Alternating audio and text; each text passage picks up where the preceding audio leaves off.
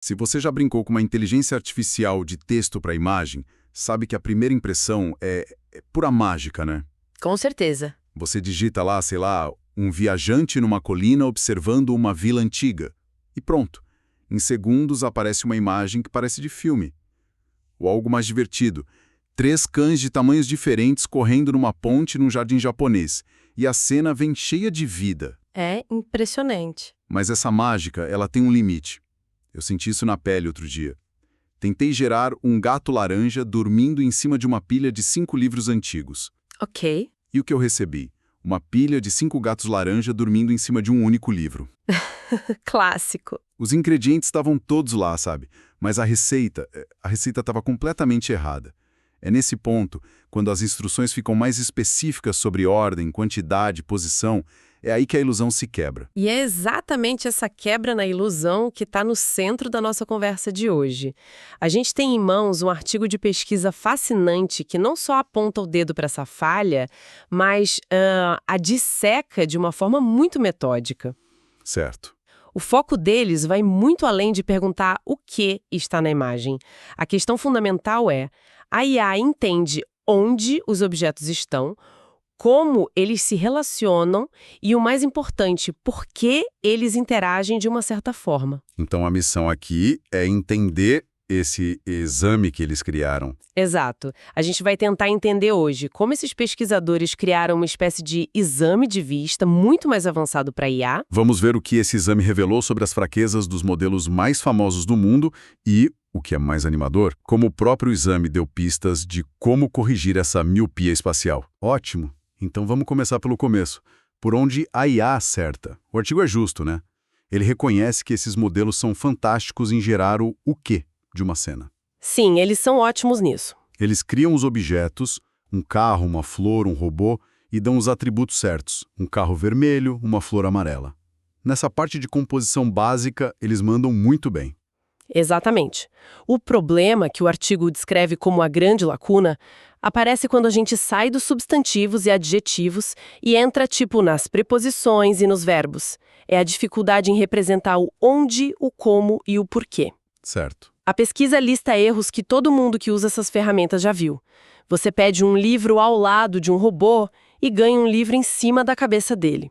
Pede um personagem virado para a esquerda e ele vem virado para a direita. Ou o meu caso com a pilha de gatos em vez da pilha de livros. Exatamente. Ou, ainda mais complexo, você pede um buquê com, exatamente 10 rosas, e aí a desenha 7 ou 15.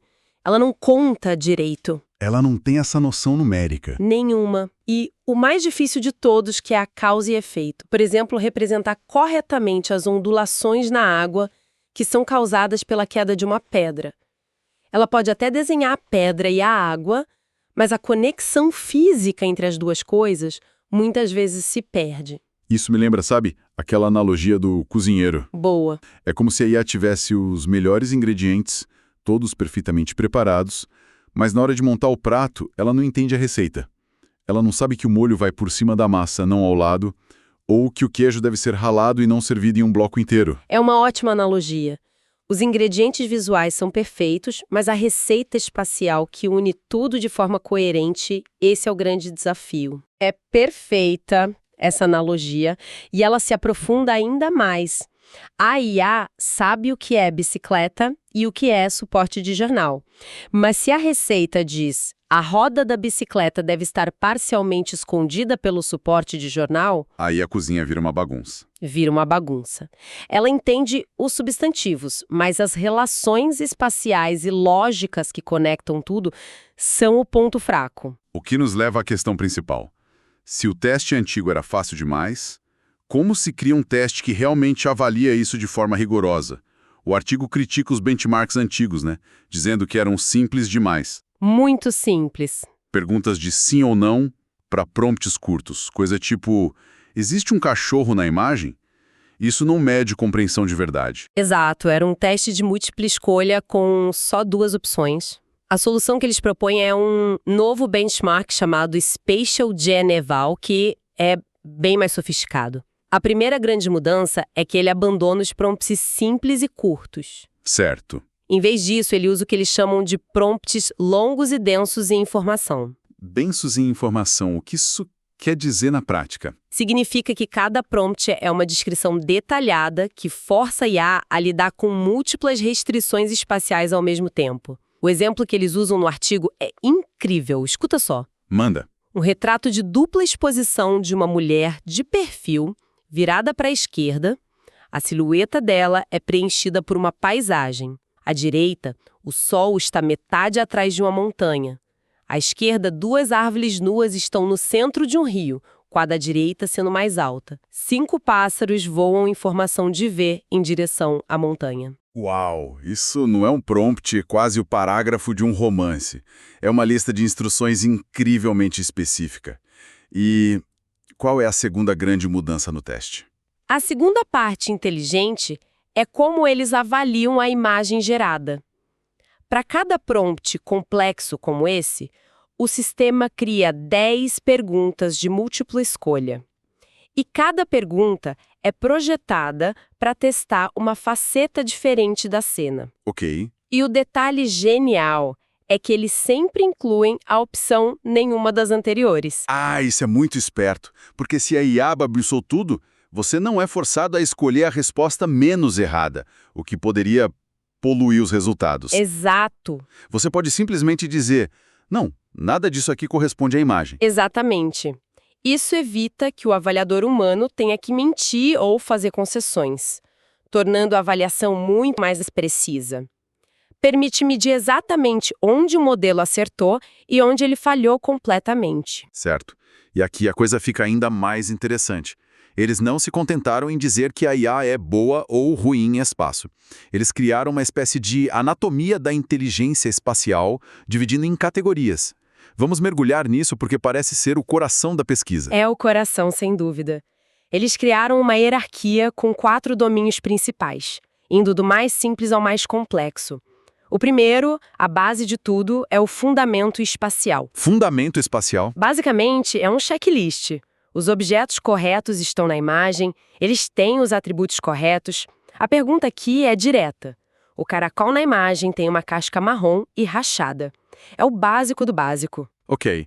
Então o fundamento espacial é o inventário da cena, a lista de compras. Garante que todos os ingredientes estão na cesta. Mas isso parece a parte fácil. O verdadeiro desafio começa na hora de organizar esses ingredientes, certo? Perfeito. E é exatamente esse o segundo domínio. Percepção espacial. Aqui a gente começa a avaliar o arranjo dos objetos. O arranjo. Isso. Entram subdomínios como posição, a família está à esquerda da mesa. Orientação, as crianças estão de costas uma para a outra. E layout, as crianças estão dispostas em um semicírculo ao redor do contador de histórias. Já não basta ter os objetos, eles precisam estar no lugar e na pose certa. Certo. Já estamos saindo do o que e entrando de cabeça no onde e no como. Imagino que o próximo nível complique ainda mais as coisas. Muito mais. O terceiro domínio é o raciocínio espacial. E aqui o teste começa a avaliar a compreensão de relações mais abstratas, que não são só sobre posição. Relações abstratas. Como assim? Não é mais sobre onde as coisas estão. Não diretamente. É sobre como elas se relacionam de forma comparativa ou lógica. Por exemplo, a subcategoria comparação. A cadeira vermelha parece 2 vezes maior que a azul. Ou proximidade, o que está mais perto da bicicleta. E a mais desafiadora de todas, a oclusão. Oclusão. Isso é quando um objeto está na frente do outro, cobrindo uma parte dele, né? Exato. Isso me parece fundamental para qualquer imagem ter uma sensação de profundidade e não parecer um desenho chapado, 2D. Exatamente. E é um desafio gigantesco para a IA, porque exige que ela crie uma noção implícita de um espaço 3D a partir de um texto 2D. Ela precisa entender que, se o jornal está na frente da roda, parte da roda deixa de ser visível. Ok, chegamos ao topo da pirâmide, o que pode ser mais complexo que raciocinar sobre profundidade e tamanho. O domínio final é a interação espacial, que testa se a IA entende a física e a dinâmica da cena. A física. Pois é. Aqui temos o movimento com perguntas como: a jogadora de vôlei está pulando para cortar a bola. A IA precisa capturar o auge de uma ação. E por último, a causalidade, que é quase sobre entender a física do mundo. No exemplo da pesquisa, eles mostram um cantor de ópera e um copo quebrado e perguntam: qual é a causa direta da quebra do copo? A resposta correta é a onda sonora do cantor. Isso é incrível. Não estão mais pedindo para a IA ser uma desenhista, estão pedindo para ela ser uma física, para entender causa e efeito no mundo visual que ela nunca habitou. Então, a grande pergunta: com esse teste tão rigoroso, como os 23 melhores modelos de IA do mundo se saíram? Eles passaram de ano. Olha, os resultados são um balde de água fria em muitos aspectos. A descoberta principal, o grande gargalo, é que o raciocínio espacial, aquele domínio que inclui comparação e oclusão, é a maior fraqueza de todos os modelos, sem exceção. As pontuações nessas tarefas ficaram abaixo de 30%. Peraí, abaixo de 30%? Em um teste de múltipla escolha com 5 opções, o acerto aleatório, o chute, seria de 20%. Então eles estão só um pouquinho acima do puro acaso. Exatamente. Em tarefas que para nós são super intuitivas, como dizer se algo está na frente de outra coisa ou se um objeto é maior que o outro, a IA está basicamente adivinhando. Que loucura. Isso mostra um desempenho muito desequilibrado. Eles são ótimos no fundamento espacial, com mais de 70% de precisão, mas a nota despenca nas categorias que exigem raciocínio. E sobre a briga entre os modelos de código aberto e os de código fechado das grandes empresas? Existe uma grande diferença aí? Essa é uma notícia interessante. Os modelos de código aberto estão se aproximando rapidamente. O melhor deles, o Qwen Image, fez 60,6% de precisão geral, colado no líder de código fechado, o Seed Dream 4.0, com 62,7%. A diferença é mínima. Mínima. Mas o ponto principal é que ninguém está nem perto de gabaritar. A nota mais alta mal passa dos 60%, o que mostra que o desafio é universal. Certo. Mas talvez a descoberta mais importante do artigo não seja qual modelo é melhor, mas por que alguns são melhores que outros. O fator decisivo parece ser o poder do codificador de texto do modelo. O codificador de texto, você quer dizer a parte da IA que lê o prompt antes de começar a desenhar? Exato. Modelos que usam grandes modelos de linguagem, os famosos LLMs, para interpretar as instruções se saem consistentemente melhor.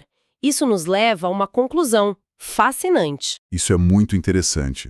Então, o problema da IA não conseguir desenhar um cachorro atrás de uma cadeira não é um problema de desenho, mas sim um problema de leitura.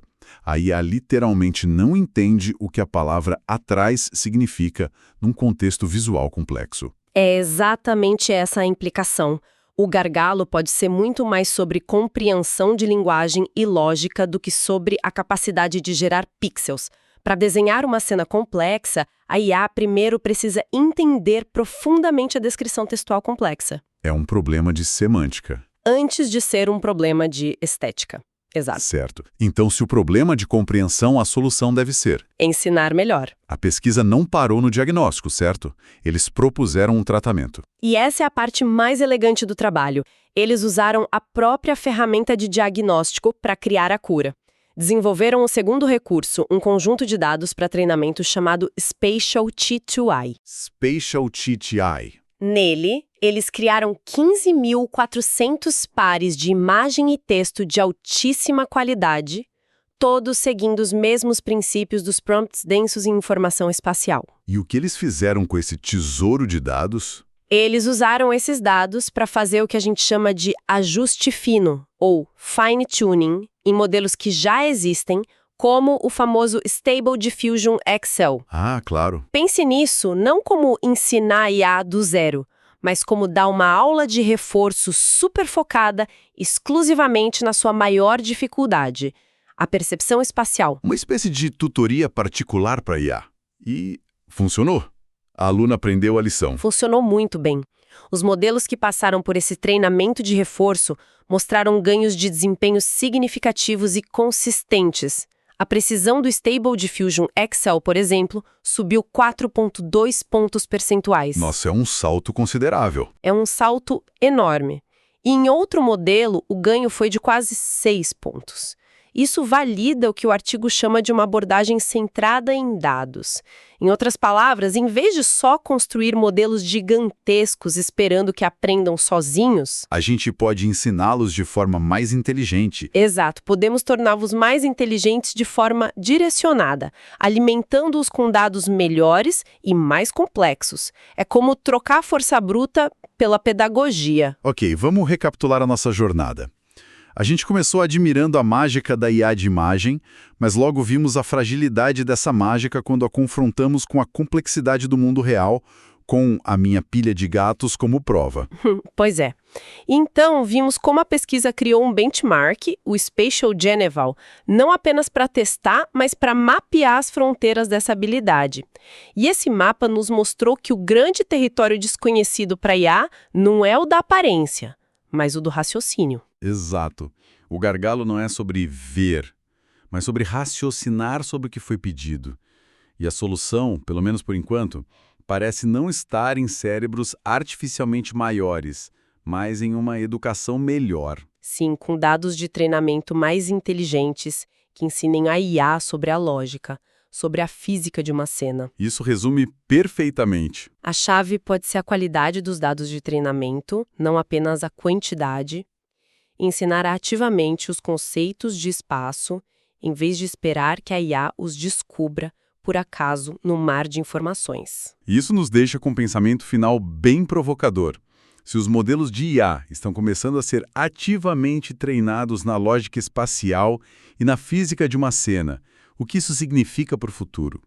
Estamos nos aproximando de uma IA que não apenas imita o mundo visual, mas que talvez genuinamente compreenda o espaço tridimensional por trás das imagens, com todas as suas causas e efeitos? É uma pergunta e tanto. O que acontece quando uma máquina puder raciocinar sobre o espaço físico de forma tão confiável quanto um ser humano?